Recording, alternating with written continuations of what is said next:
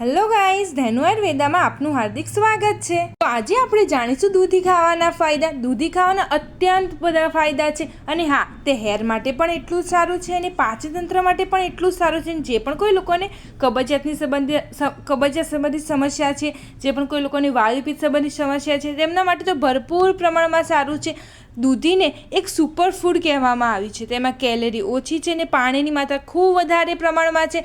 તેમાં વિટામિન્સ ભરપૂર પ્રમાણમાં છે, તેમાં ફાઇબર ભરપૂર પ્રમાણમાં છે અને હા, તે વજન ઘટાડવામાં તો ખૂબ વધારે પ્રમાણમાં મદદગાર સાબિત થાય છે। હવે ઉનાળો શરૂ થઈ રહ્યો છે અને શિયાળો જતો રહ્યો છે। હવે ઠંડી પણ લાગતી નથી અને ઉનાળામાં ગરમી પણ ખૂબ વધારે પ્રમાણમાં લાગવા લાગી છે। તો જે પણ કોઈ લોકોને ખૂબ વધારે પ્રમાણમાં ગરમી લાગતી હોય અને અત્યારે શું થાય છે, લોકોને લૂ પણ વધારે પ્રમાણમાં લાગતી હોય છે, તો જે પણ કોઈ લોકોને લૂ સંબંધિત સમસ્યા છે, ખૂબ વધારે પ્રમાણમાં શરીરમાં ગરમી ઉત્પન્ન થતી હોય છે, શરીરમાં બળતરા ઉત્પન્ન થતી હોય છે, તે બધા જ લોકોએ દૂધીનું સેવન ભરપૂર પ્રમાણમાં કરવું જોઈએ। કારણ કે ઉનાળામાં જેટલું દૂધીનું સેવન કરીશું એટલું આપણી શરીરની અંદર ઠંડક રહેશે। દૂધી એક ઠંડા તાસીરવાળી છે, એટલા માટે આપણા શરીરની અંદર જેટલી પણ ગરમી છે તેને શોષી લેશે અને આપણા શરીરમાં ભરપૂર પ્રમાણમાં ઠંડક લાવશે। અને ઉનાળામાં આપણા શરીરની અંદર ઠંડક રહેવી ખૂબ વધારે પ્રમાણમાં જરૂરી છે, કારણ કે જો આપણા શરીરની અંદર ઠંડક નહીં રહે તો આપણા શરીરમાં અત્યંત પ્રકારના રોગો ઉત્પન્ન થવાના છે। તો જે પણ કોઈ લોકોને શરીરમાં ખૂબ વધારે પ્રમાણમાં ગરમી ઉત્પન્ન થઈ રહી છે, શરીરમાં બળતરા થઈ રહી છે, પેટમાં બળતરા થઈ રહી છે, આંતરડામાં બળતરા થઈ રહી છે અને ખૂબ વધારે પ્રમાણમાં ગરમી લાગી રહી છે, તે બધા જ લોકોએ ખૂબ વધારે પ્રમાણમાં દૂધીનું સેવન કરવું જોઈએ। દૂધીની કઢી બનાવીને ખાઈ શકો છો, શાક બનાવીને ખાઈ શકો છો, તમે સલાડથી પણ ખાઈ શકો છો, તેને મુઠિયા બનાવીને ખાઈ શકો છો, ઢેબરા બનાવીને ખાઈ શકો છો, અત્યંત પ્રમાણમાં સેવન કરી શકો છો, સૂપ પણ બનાવીને પી શકો છો। પરંતુ ખાસ એ ધ્યાન રાખવાનું છે કે ખૂબ વધારે પ્રમાણમાં સેવન નથી કરવાનું। તમે રોજ એનું સેવન અવશ્ય પ્રમાણમાં કરી શકો છો, પરંતુ એવું નથી કે આજે વધારે પ્રમાણમાં કરી લીધું, હવે 1 વીક સુધી અથવા એક અઠવાડિયા સુધી સેવન નથી કરવાનું, નહીં, તે પછી ફાયદો કરતાં વધારે પ્રમાણમાં નુકસાન ઉત્પન્ન કરશે। તો આપણે એક જ ધ્યાન રાખવાનું છે કે આપણે રોજ દૂધીનું સેવન અવશ્ય પ્રમાણમાં કરી શકીએ છીએ, તેના કોઈ ગેરફાયદા નથી, પરંતુ ખાસ એક જ ધ્યાન રાખવાનું છે કે દૂધીનું સેવન કરવાનું છે, રેગ્યુલર કરવાનું છે, પરંતુ ઓછી માત્રામાં કરવાનું છે। અને હા, અત્યારે ઉનાળો શરૂ થઈ રહ્યો છે, શિયાળામાં જે પણ કોઈ વધારે પ્રમાણમાં ખોરાક કરી લીધો છે અને હવે વેઇટ લોસ કરવો છે, તો તે લોકોએ ખાવાને છોડવાની બિલકુલ પ્રમાણમાં જરૂર નથી। તે લોકોએ ખાલી શું કરવાનું છે, દૂધીનું સેવન શરૂ કરી દેવાનું છે। ઇન્સ્ટન્ટ તમારો વેઇટ લોસ થવાનો છે। દૂધીનું શાક બનાવીને ખાઓ, દૂધીના ઢેબરા બનાવીને ખાઓ, જે પણ તમને દૂધીનું વાનગી ભાવતી હોય તે તમે અવશ્ય પ્રમાણમાં ખાઈ શકો છો, તમને ઇન્સ્ટન્ટ વેઇટ લોસ થવાનો છે। અને જે પણ કોઈ લોકોને દૂધીનું જ્યુસ ભાવતું હોય તે લોકોએ શું કરવાનું છે, મોર્નિંગમાં સવારે ભૂખ્યા પેટે દૂધીનું જ્યુસ નીકાળવાનું છે અને તેમાં તમે સંચર પાવડર, મરી પાવડર અને મીઠું કે તમે કંઈ પણ ચાટ મસાલો પણ નાખીને તમે તેનું સેવન અવશ્ય પ્રમાણમાં કરી શકો છો। ખાલી તમે 1 મંથ સુધી દૂધીના જ્યુસનું સેવન કરશો ને તો તમને ઇન્સ્ટન્ટ 4-5 કિલો વજન આસાનીથી ઉતરી જવાનું છે। તમારે કોઈ ખાવાનું પણ બંધ નથી કરવાનું, કોઈ ડાયટ પ્લાન પણ નથી કરવાનું, કશું જ નથી કરવાનું, ખાલી સવારમાં મોર્નિંગમાં ઉઠીને દૂધીના જ્યુસનું સેવન કરવાનું છે। તમે વિચારો કેટલું બધું ફાયદાકારક છે। અને હા, એવું નથી કે જે પણ કોઈ લોકો પતલા છે તેમને વેઇટ ગેઇન કરવું છે તો એને સેવન ન કરવું છે, એમના માટે પણ ખૂબ સારું છે। તેમને રોગપ્રતિકારક શક્તિ મજબૂત થશે, તેમની આંતરડામાં ખૂબ વધારે પ્રમાણમાં ઇન્ફેક્શન નથી, બધી જ દૂર થશે અને તેમનો વેઇટ ગેઇન કરવામાં પણ મદદગાર સાબિત થશે। પણ કોઈ લોકોને ડાયાબિટીસ સંબંધિત સમસ્યાઓ છે તેમના માટે તો દૂધીનું જ્યુસ એક રામબાણ છે। જે પણ કોઈ લોકોની બીપી સંબંધિત સમસ્યા છે તેમના માટે પણ રામબાણ છે। તે બંને દર્દીઓએ ખૂબ વધારે પ્રમાણમાં દૂધીનું સેવન કરવું છે, કારણ કે તેનાથી ડાયાબિટીસ વધવાનું નથી, એના કરતાં સામે ઓછો થવાનું છે। અને બીપી સંબંધિત સમસ્યાઓ છે તેમને પણ શું ખૂબ વધારે પ્રમાણમાં સેવન કરવું છે, કારણ કે તેનાથી બીપી વધતું નથી, તે બીપીને વધવા નથી દેતું। તો આપણે ડાયાબિટીસ સંબંધિત જે સમસ્યાના જે રોગો છે, જે પણ કોઈ દર્દી છે તેમને દૂધીનું સેવન પણ કરવું જોઈએ। જ્યુસનું કરી શકો તો જ્યુસનું, શાકનું કરી શકો તો શાકનું, જે પણ કોઈ વસ્તુમાં તમે દૂધીનું સેવન વધારે પ્રમાણમાં કરી શકો તેનું આપણે સેવન અવશ્ય પ્રમાણમાં કરવાનું છે। તેની વાનગી આપણે બનાવવાની છે। પાચન શક્તિમાં પણ ખૂબ વધારે પ્રમાણમાં સુધારો કરે છે। જે પણ કોઈ લોકોને એસિડિટી છે, એસિડિટી માટે તો રામબાણ છે।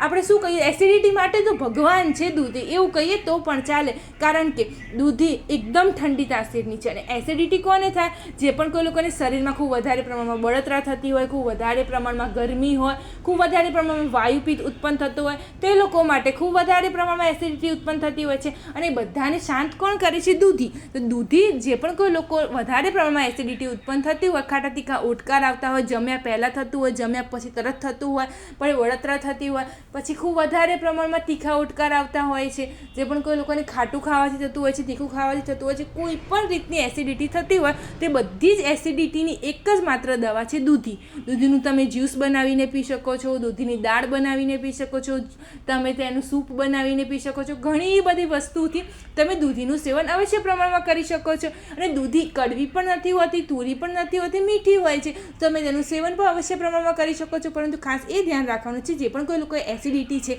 વાયુપિત્ત, ગેસ, એસિડિટી, કબજિયાત છે, તે લોકોએ શું કરવાનું છે? કાચી દૂધીનું સેવન નથી કરવાનું. તમે જો જ્યુસનું સેવન કરો તો કાચું જ કહેવાય. તમને એવો પણ પ્રશ્ન ઊભો થાય છે. તો આપણે શું કરવાનું છે? તેની સાથે મરી લેવાના છે, થોડું સંચર લેવાનું છે. અથવા તમે ચાટ મસાલાનો પણ ઉપયોગ કરી શકો છો. ચાટ મસાલા કે મરીનો તમે ઉપયોગ કરીને તમે જ્યુસમાં ઉપયોગ કરી શકો છો. એ વખતે તમને કોઈ પણ સાઈડ ઇફેક્ટ નથી થવાની. હવે તમને હાડકાં ખૂબ વધારે પ્રમાણમાં મજબૂત કરશે. કેમ? કારણ કે તેમાં કેલ્શિયમ ભરપૂર પ્રમાણમાં છે, તે મેગ્નેશિયમથી ભરપૂર છે. અને કેલ્શિયમ, મેગ્નેશિયમ જેમાં હોય તેમના હાડકાં સ્ટ્રોંગ જ થવાના છે, તેમના સ્નાયુ પણ સ્ટ્રોંગ થવાના છે. તો જે પણ કોઈ લોકોને હાડકાંને સ્નાયુઓ સ્ટ્રોંગ રાખવા હોય, પોતાના શરીરને એકદમ મજબૂત બનાવવું હોય, તેમના માટે પણ ખૂબ સારું છે. અને હા, તે સ્કિન માટે પણ ખૂબ સારું છે, કારણ કે જે સ્કિનના ઝેરી તત્વો છે તેને બહાર નીકાળીને તમારી સ્કિનને એકદમ નિખારશે, તમારી સ્કિન પર એક અલગ જ ગ્લો લાવશે. અને હા, તમારી સ્કિન પર જેટલી પણ પિમ્પલ્સ છે તે બધા જ પિમ્પલ્સને તે ઓટોમેટિકલી બેસાડી દેશે. ઓટોમેટિકલી તમે જો દૂધીનું સેવન કરવાનું સ્ટાર્ટ કરી દેશો તો તમારી સ્કિનમાં એકદમ ઠંડક ફીલ થશે, તમારા પિમ્પલ્સને બધા જને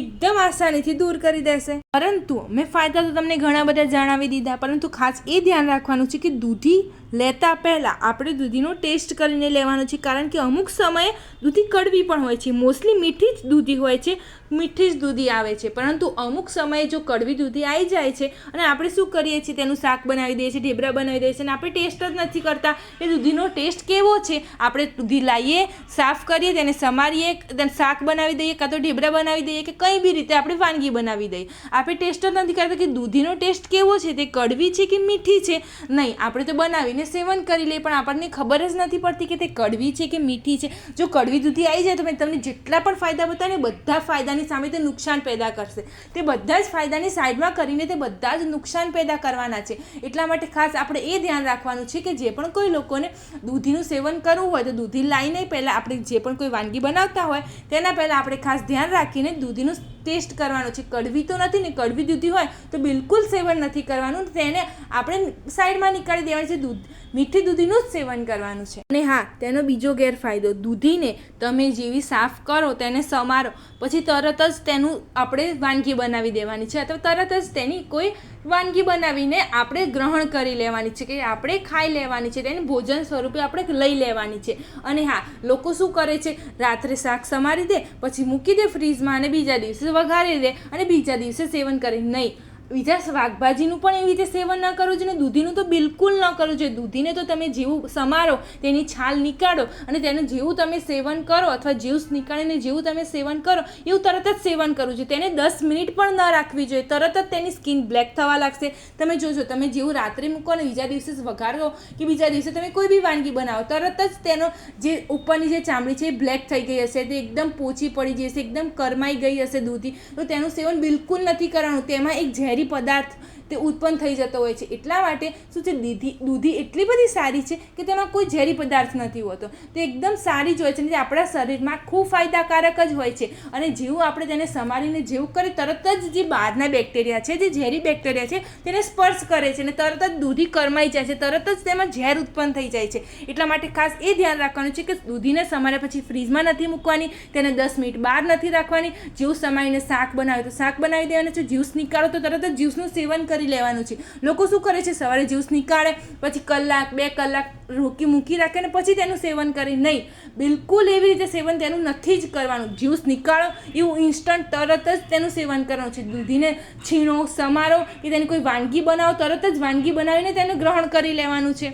એ ખાસ ધ્યાન રાખવાનું છે, કારણ કે તે ફાયદાથી નુકસાન ખૂબ વધારે પ્રમાણમાં ઉત્પન્ન કરે છે. લોકો શું કરે છે? ફ્રીજમાં મૂકી દે છે અને પછી ગમે ત્યારે તેનું સેવન કરે છે. નહીં, તે ખૂબ નુકસાનકારક ઉત્પન્ન થઈ શકે છે. હા, આ વૃદ્ધો માટે પણ એટલી જ સારી છે અને નાના બાળકો માટે પણ એટલી જ સારી છે અને જુવાનો માટે તો રામબાણ છે. એટલે વૃદ્ધોને પણ આપણે સેવન કરાવવું જોઈએ, બાળકોને તો ભરપૂર પ્રમાણમાં સેવન કરાવવું જોઈએ, કારણ કે તેમની બુદ્ધિ ખૂબ વધારે પ્રમાણમાં વધે છે, તેમની યાદદાસ્ત શક્તિ ખૂબ વધારે પ્રમાણમાં વધે છે અને તેમની શરીરમાં રહેલી જેટલી પણ ગરમી છે એને નીકાળીને એકદમ ઠંડક પ્રદાન કરે છે. તમને તમારા શરીરમાં આંતરડામાં, જઠરમાં જેટલી પણ ગરમી છે બધા જ ગરમીને નીકાળે છે, તે શમન કરી દે, તમારા વાયુને શમન કરે છે અને તમારા શરીરમાં એકદમ ઠંડક ફીલ થાય છે અને તમારી પાચન શક્તિને ખૂબ વધારે પ્રમાણમાં વધારે છે, તમારા ખાધેલા ભોજનને ખૂબ વધારે પ્રમાણમાં પચાવવામાં મદદગાર સાબિત થાય છે અને બાળકને જેવું ખોરાક ખવડાવવાનું ડૉક્ટર હા પાડે એવું તરત જ આપણે દૂધીની નાની નાની કોઈ પણ વાનગી બનાવીને બાળકને સેવન અવશ્ય પ્રમાણમાં કરાવવું જોઈએ.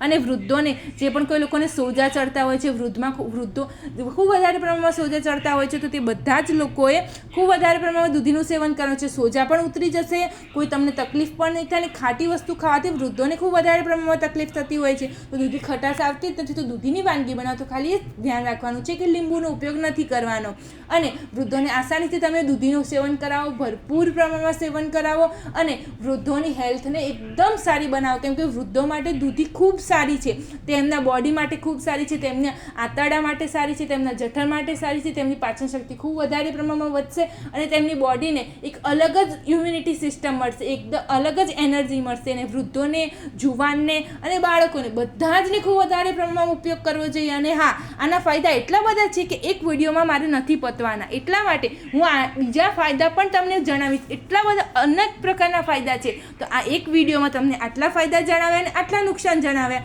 હવે બીજા વિડીયોમાં પણ ફાયદા જણાવીશ અને એની સાથે સાથે થોડા નુકસાન પણ જણાવીશ. તો આ એક વિડીયોમાં અત્યાર સુધી આટલું જ. અને તમે બાળકોને પણ ખૂબ વધારે પ્રમાણમાં દૂધીનું સેવન કરાવો, તમે પણ કરો અને વૃદ્ધોને પણ ભરપૂર પ્રમાણમાં સેવન કરાવો.